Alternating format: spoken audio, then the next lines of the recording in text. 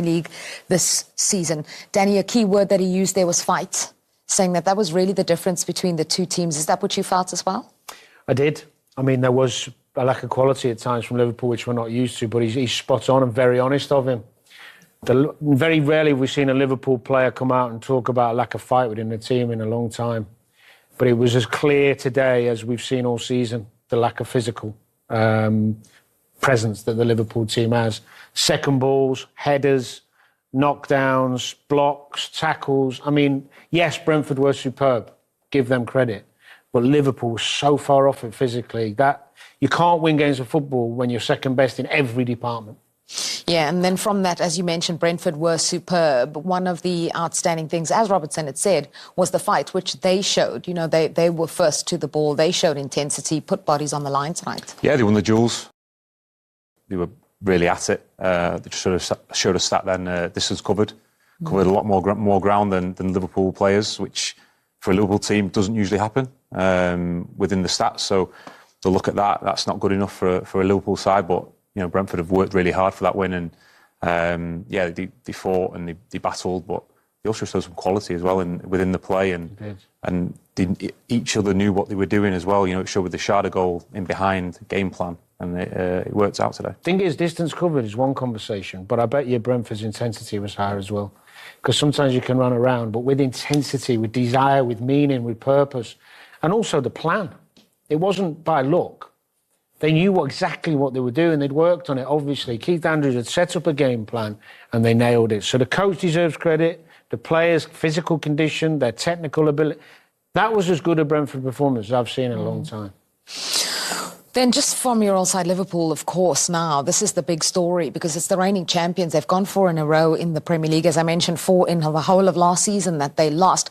How do they get back to that? And how does he perhaps draw on the way in which they played against Eintracht Frankfurt in midweek, for example? Well, he's struggling to find the right solutions at the moment. There's going to be a huge backlash to this. But not just this game, the continuation of poor form in the Premier League.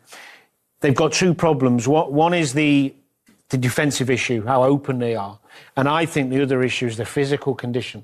Too many of the players don't look physically right, like where they were last season, and the new players are a little bit off it as well. So it's a big dilemma, but they've got to get back to basics and quick.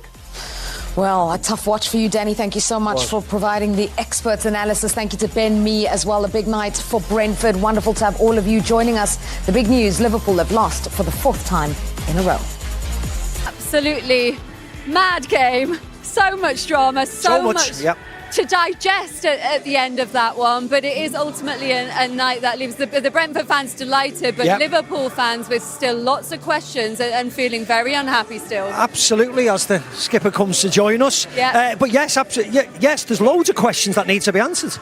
And we will get to that a bit later. But Jordan, congratulations on that victory. What a week for you guys as well, beating West Ham. Following it up, beating the champions. Just tell us what you feel the team did so well out there tonight. I thought it was from start to finish, we stuck together. We knew it would be difficult at times. Liverpool are a world-class team with world-class players, so at times you're going to have a bit of defending to do, which we did.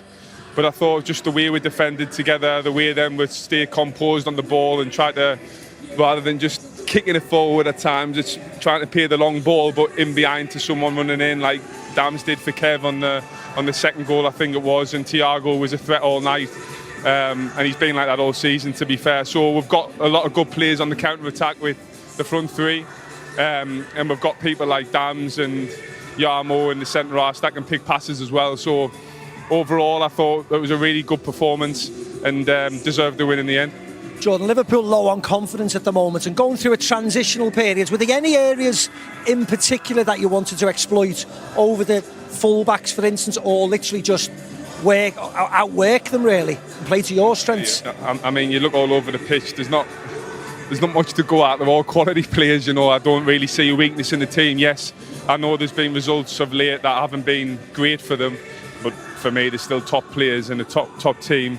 And it's just a matter of time before they sort of get in the rhythm and get going. I think there's been a lot of reasons why they haven't hit the heights that they have so far that they did last year, but for me they're still a world-class team, and wherever you look on the pitch, there's top players. So it's always going to be difficult, but I thought the lads dug deep, stuck together, and like I said, we'll cause some problems on the counter. Definitely did. So many good performances on your team today, Jordan. Was it a little bit strange for? I said before the game, it's business as usual when you play against your old team. But was there a little bit strange playing against your old mates? How did it feel? A little bit before, I think, just because I've been at Liverpool for so long, and it's always like deep inside us now. It'll be forever there, I think, because I'll be there for so long, and it was my life for 12 years, so it was a little bit strange. But having said that, I knew once the whistle would go, it was business as usual, and I'd be focused and I'd be ready to go, and I'd be in the right frame of mind, which I was. Once the whistle was gone, I was fully in, and I felt as good as I ever have. You spoke about leaving Liverpool being like a breakup. You got such a good reception tonight, obviously from the Brentford fans, but also from the Liverpool fans at the end there as well. Did that mean a lot to you?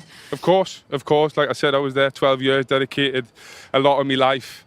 My kids were born there, so it holds a special place in my heart, and I still want Liverpool to do well. Of course, not when we're playing them, but overall, and that'll never change. And the fans have always been amazing, and it was special just to see a few of them. I know they probably left a bit early because of the result, but it was nice to see them again. The ones who stayed behind. Arne said that all everyone in Holland is talking about is how much Ajax are missing you. At 35, just how good do you feel? How well do you feel you're playing? I feel pretty good, to be honest, but I don't really like talking about myself. It's more about the team, and I feel as though the team have performed really well so far this season. At the start, I thought we were a little bit inconsistent, but over the last few weeks, we've built a bit of momentum, a bit of consistency, which is important. It's always nice for Arne to say nice things, of course. I think I'm not sure they're missing me, though, to be fair. I think there's a few reasons why maybe it's not going so well at the minute at Ajax, but it's an amazing club. I had a really good time there, special people, special players there, so I always want them to do well as well. For Brentford as well, up to 10th now, shown repeatedly this club that they can really compete with the top teams. What are the ambitions for Brentford this season? I think it's just take each game as it comes and try and be horrible to play against. Try and compete basically every time we set foot on the pitch, and that's all you can ever do, I think, and that's what. Well, we've got some dangerous players, like I said, and we've defended well over the last few weeks, for a few games as well. So, we need to keep building on momentum, keep building on performances, and try to stay as consistent as possible. Because in the Premier League, no game's easy. It's always tough games, and things can change very quickly. So you've just got to keep looking to improve. There's a lot of good things we've done tonight, but there's still a lot that we can improve on, and keep building and just take each game as it comes. Don't look too far ahead. Jordan, enjoy tonight. Thanks for coming out to join us. Well done, mate. Well done. Cheers. Thank you very much. Well done. Jordan Henderson says he doesn't like talking about himself, but there's a lot of people talking about him at the moment, his performances here and the impact that he's had, Macca. Yeah, we spoke highly about him before the game, didn't we? How he breaks things up. I mean, there's far more to his game than that, of course. But at least he's a constant in the middle of the park. He's always in the right place. He's always trying to stop attacks. He's always trying to move his team forwards as a leader. And to a certain extent, Liverpool, I'm not saying he should have been playing for Liverpool, but Liverpool missed that in the centre of the park today. They were just running all over the place, and there was acres of space, wasn't there, Joe? But you can't help but be pleased for Jordan. I mean, I'm pleased for Quaveen Keller. He won the title with Liverpool last year, played a big part, and finally, Liverpool said, yes, you deserve to go out and play first team football on a regular basis. And he's on the winning team tonight, and that's the great thing. We've always got friends in each team, so secretly you're thrilled to bits for them. But I thought it was great for Brentford. Another great performance on them. And on the opposite side, more and more question marks over Liverpool, and who's the best 11, and where's the best place to play them, and who should we trust? And those questions will persist until they get into the act of winning and rolling teams over and have a level of control again, Joe, isn't it? We will. That game had a bit of everything. How do you rate your team's performance? Not so good. Maybe apart from 20, 25 minutes, half an hour in the first half. By the way, we were already 1-0 down at that moment of time. But At that moment, when during those 25, 30 minutes, I thought a result was possible. For the rest of the game, looking at the scoreline, looking at the way we played, looking at the way Brentford played, how hard they fought for a result, I don't think it was ever in the game for us to get a result, maybe apart from the last 5 or 6 minutes.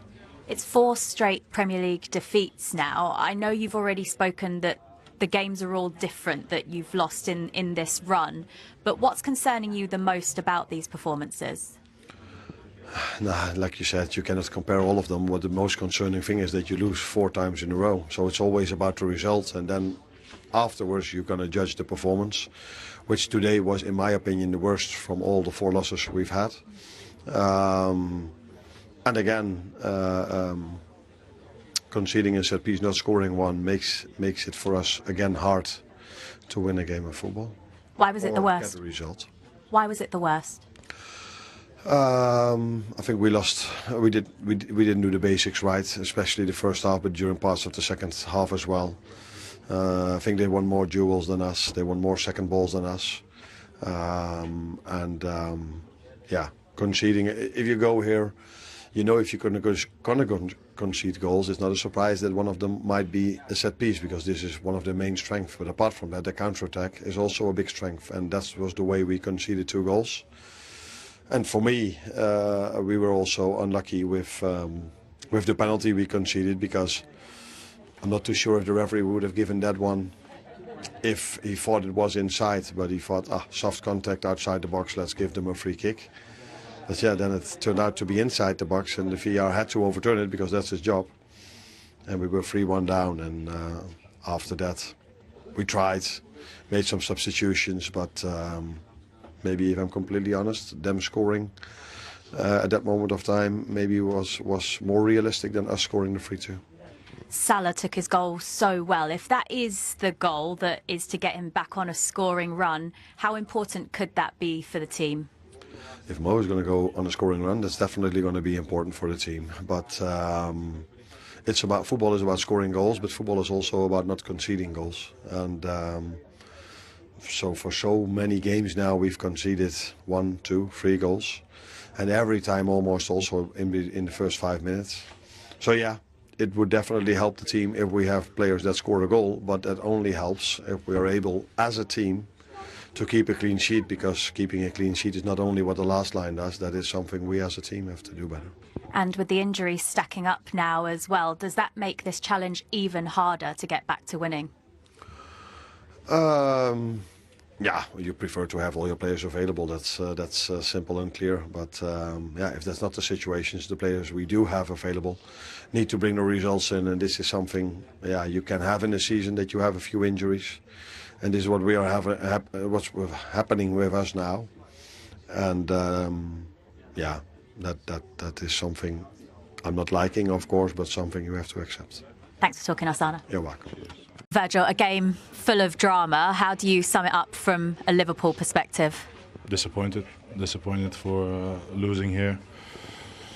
We know obviously what the strengths were and what they obviously hoped to try and do, and obviously the first goal is something obviously we knew, so you have to be spot on in that. It's the quality of them, and then the second goal obviously to concede was obviously not great, and the penalty. Listen, it was just a very disappointing night, I think, overall for us. And yeah, it's tough to take, but it's the reality, and we have to keep going. What was your take on the penalty? Well, I don't know. The referee said the ball is on the line, but then he put the spot first. He put it 2 meters outside the box, so I didn't know what really was going on. In the end, obviously, he gives it, and that's obviously not great. It's 4 straight defeats in the Premier League now. After winning in the Champions League midweek, does this feel like a big setback again? No, it's the reality that we lost today, and that's the only thing. You know, we have the next game again on Wednesday against an opponent that made already our life difficult this season, and we have to turn our mindset pretty quickly in order to be ready for that, because they come to Anfield to try and hurt us even more. But obviously, this is a tough one to take. We can't deny that. And it's been not an easy moment. We were trying to build on the performance that we had in Frankfurt, but unfortunately, this was not a nice evening to have. It's 9 matches now without a clean sheet. What is it that's concerning you the most about these performances? It's difficult to say.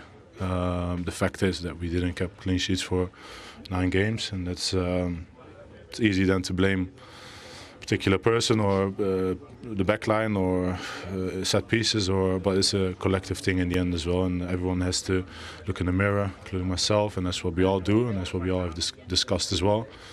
I'm sure we will get out of this, but we don't get out of this just by talking about it. Obviously, I have to come here because you guys asked me to come here. Otherwise, I would just focus on trying to get back on track with my team, and we'll try to improve. That's what we work on. It's not that we're doing nothing in training or nothing behind the scenes. We all want to improve. That's why we're on the pitch as well. But it's tough at the moment. But yeah, we need each other. We need the support. We need the guys and the people that were celebrating with us as well last year to be there for us now even more. And then I'm very, very confident that we will get out of this because we have the quality, offensively, defensively. But the reality is that we are looking for the clean sheet, but definitely for a win again, and that's the reality. We appreciate you talking to us. Thank you. Thank you very much.